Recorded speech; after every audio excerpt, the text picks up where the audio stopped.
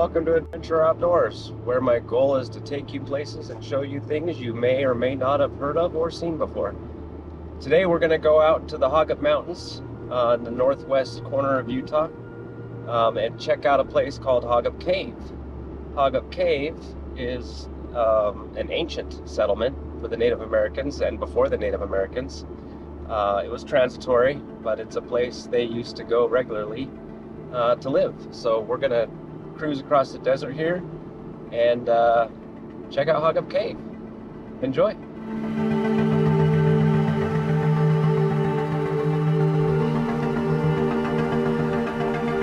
Just coming down towards the causeway here. Crazy how low the water is. That whole wide out area out there is usually water. It's usually all underwater. I'm kind of wondering if the causeway is even going to be going across water this time. Usually the causeway's got water on both sides of it. This might be interesting if it's dry. We're going to stop right up here and we're going to take some air out of the tires to smoothen out the ride. The causeway is really rough. So we'll try to smoothen out the ride a little bit, lighten up the suspension a little bit, and then we'll get to getting.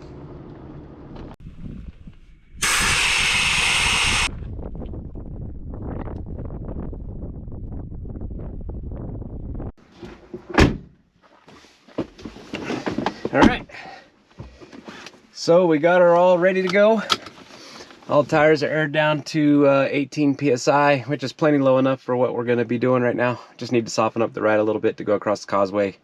Washboard is really nasty out there and there's a lot of small rocks. So it's just bumpy, so lowering the air pressure gets that, smooths out that ride quite a bit.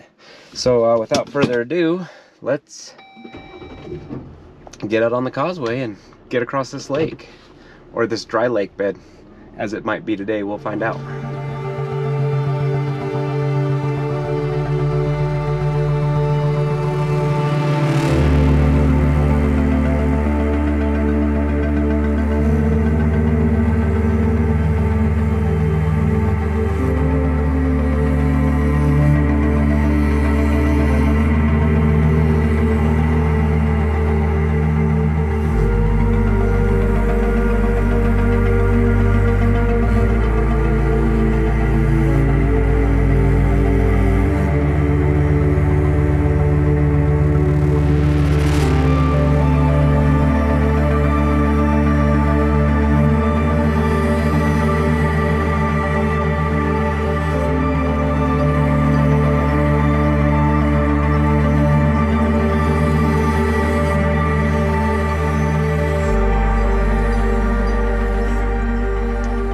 First time I came down here looking for Hogup Cave, I'd heard about it. I knew it was in the Hogup Mountains. I did some research, read some papers from the University of Utah, talking about where it was and what it was. And I did find some old maps that showed where it was. So came out here to the desert. Well, back up a little bit. Before I came out here to the desert, I also found some pictures and some photos online from other people that had found it in the past, and I took a good look at those and saved them so I could use them to try to narrow down where this Hogup Cave was. So I went directly to the place that showed up on the map. Hold on, what's that over there? Nothing. I went directly to the place that was shown on the map by the university as to where Hogup Cave was, and there was nothing there. It was very clear that it was mislocated on the official map of where it was, and I can understand that, right? It's not something you want to advertise where it is. So what was really interesting is I had to find this thing, right? So like I'm doing right now, it's just kind of wandering around out in the desert trying to figure out where this cave was.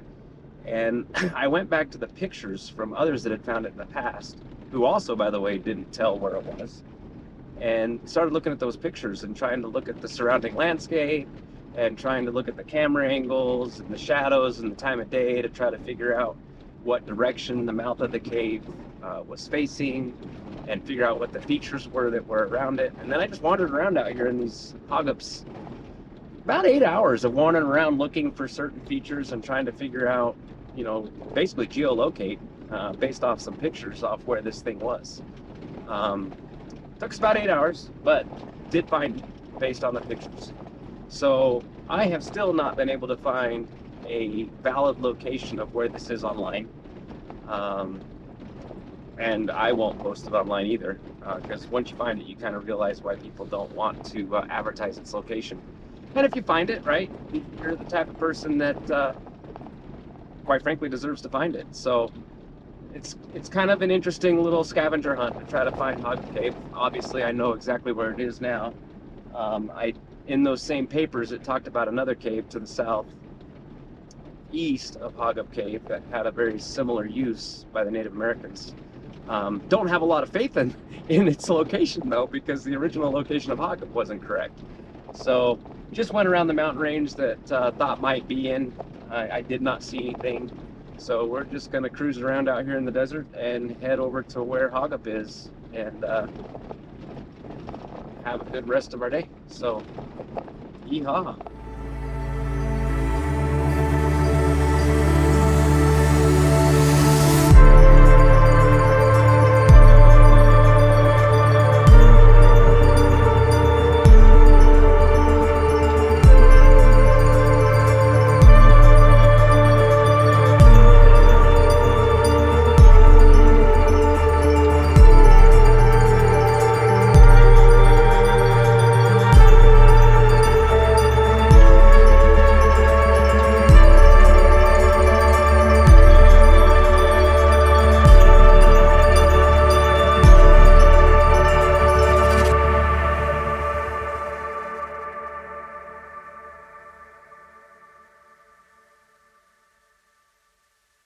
All right, here we are. We have arrived at Hogup Cave. Let's go check it out. Let's go see what there's to see. So this is a cave out here in the West Desert, obviously. That's what we've been driving through all day and where we're at now. That was occupied by the Native Americans. Dated as far back ago as about 6,000 BCE up until about 1500 ACE. So very long period of time. From what they can tell, it wasn't really occupied as a home. It was more of a transitory place, like along hunting routes and along seasonal routes. Native Americans would come here to stay, to hunt, to gather, and do what they did. If you look down here at the bottom, there is a sign. It says, Hogup Cave. Please respect private property. It is illegal to dig, disturb, or remove any items from this site. Kind of ironic, seeing as the university back in the 50s, 60s-ish, came out here and completely excavated the site and took everything out of it. So there's really not a lot here other than the cave itself. In fact, there's really nothing here other than the cave itself. Everything that was here is in the Utah Natural History Museum in Salt Lake City. I've seen some of that stuff. It's kind of neat. Anyway, let's just take a walk up this little slope. Check it out.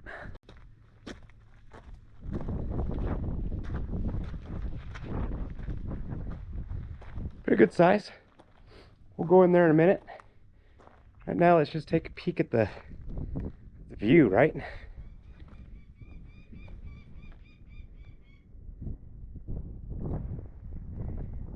Try to picture what this looked like 7,500 years ago, 6,000 years ago. Probably a totally different place. Right now that lake is super low. You can see where it's come up to in the past. If I had to guess, that little rock outcropping down below us and the road we drove in on and all the sagebrush down there, I'll bet in 6,000 years ago that might have even been underwater. So the view from here might have been this expansive salt sea. And back then there was a lot of bison and pronghorn deer out here. That's mostly what they ate from a meat standpoint. And then pickleweed. Pickleweed grows in the salt marshes. And that you crush and can eat the seeds of the pickleweed. And that's mostly what they did here. They ate pickleweed, gathered it, hunted bison, hunted pronghorn deer, and then later the pronghorn deer gave way to antelope and other, small game, rabbits, squirrels, different things like that. Looks pretty barren today though, completely barren today. So let's go inside and check it out. You can see a pretty good sized bird nest right there. Birds made that home.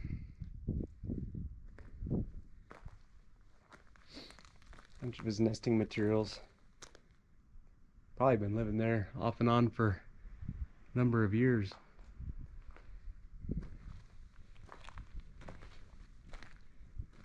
This cave doesn't go super far back, but it does go in. When I come in here, I try to imagine living here for a length of time and sleeping on the floor of this cave, maybe sitting in the mouth of it with a fire going, cooking some pronghorn or maybe some bison. You can see over here to the right, there's a hole where they did some excavation. Over here to the left, you can see a really big hole where they did some excavation and pulled out some artifacts.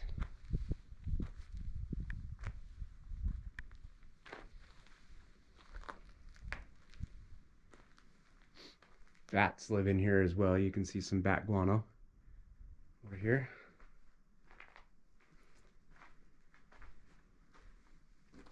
Another nest.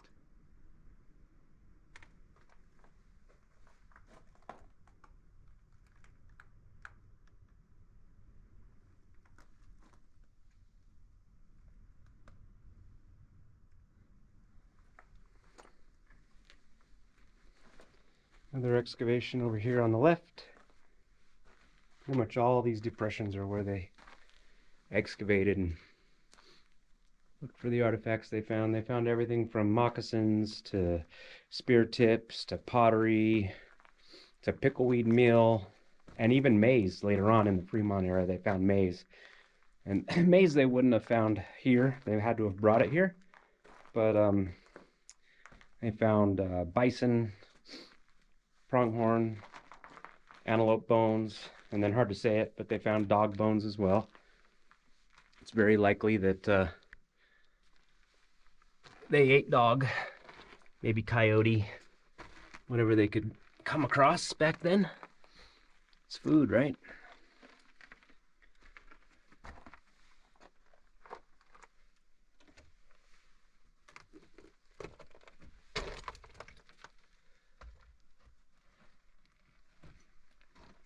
Little hole back here in the back.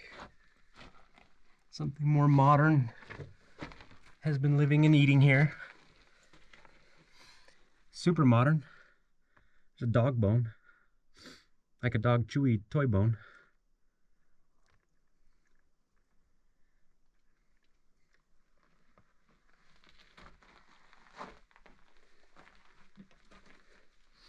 And this hole back here has always interested me. Last time I came here, my dog was super interested in what was back here. And he was starting to burrow his way back into here.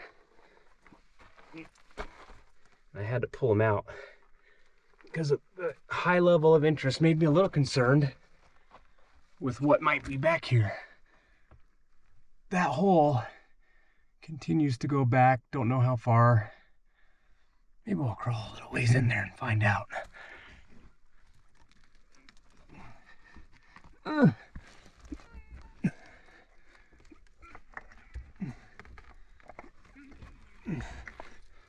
wow, that just keeps going. Keeps going back there quite a ways. You can definitely see something's been living in here. Little poopies all over the floor.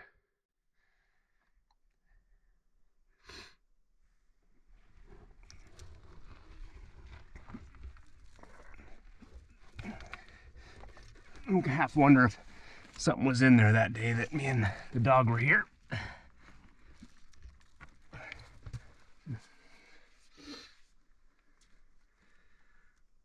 Some quartz.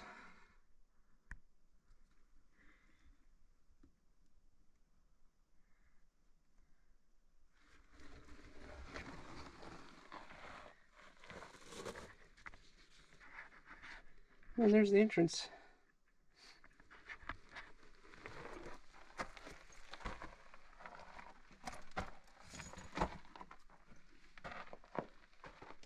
It's a pretty neat place. Was not easy to find the first time I came here.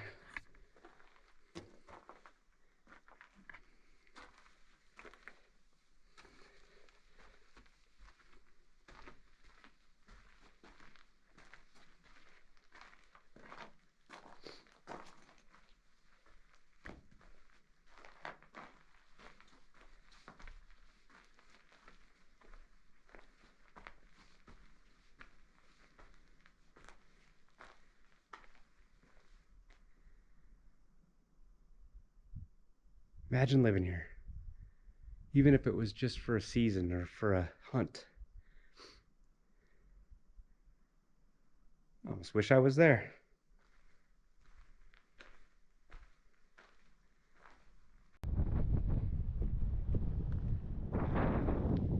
Anyway, one thing I haven't ever done is climbed up on top of above this cave, see if there's anything up above. Let's go for a little walk.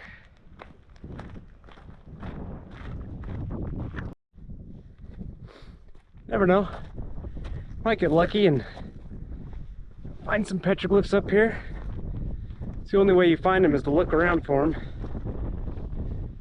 It's not really the right kind of rock for them, but again, you don't know if you don't look.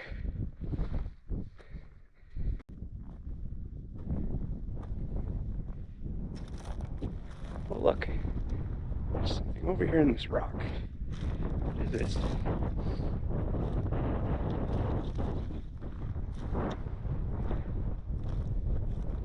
That is definitely modern.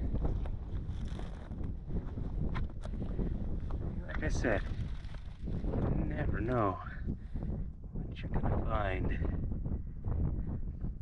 Definitely not gonna disturb that. It's definitely modern. It means something to somebody, and somebody put it there. I'll leave it alone, but it's kind of cool.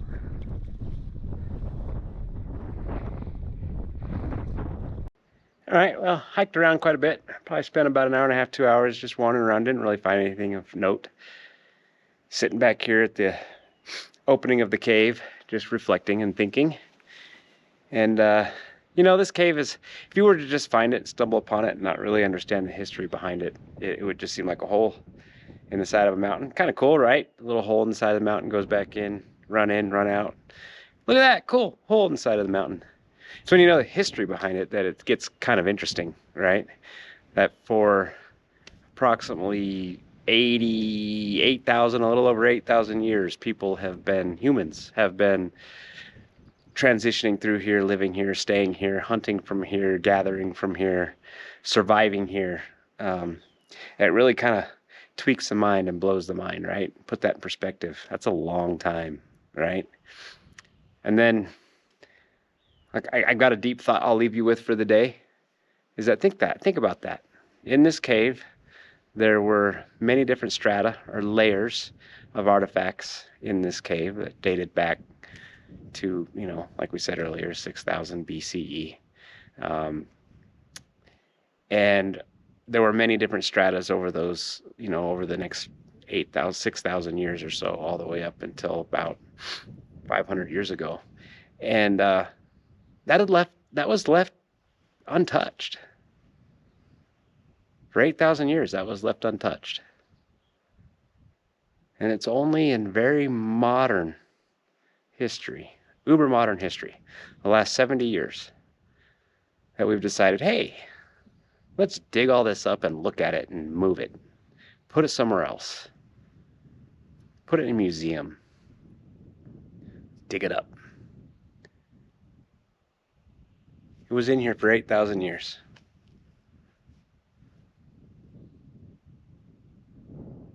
Now it's gone. Think about that for a minute. Just dwell on it. Put that in perspective.